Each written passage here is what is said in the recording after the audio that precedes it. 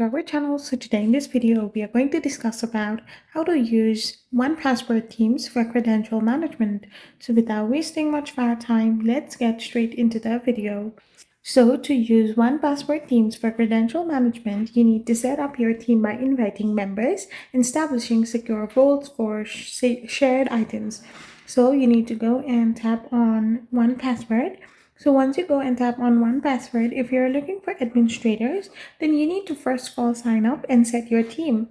Once your team is ready, you can create different kind of vaults and manage your permissions. You can control what each person or group can do within a vault. You can set permissions like allowing viewing, allow editing, or even more granular controls depending on your plan. You can then enforce your policies and integrate it with other tools. So if you're looking for team members, then you can simply join in, sign in, and explore your vaults as well. Use the browser extension and organize your items accordingly. So this is how you can use 1Password themes for credential management. I hope you found this video helpful, so don't forget to hit that subscribe button and do give us a thumbs up. We will be back again with more informative videos. Thank you for watching.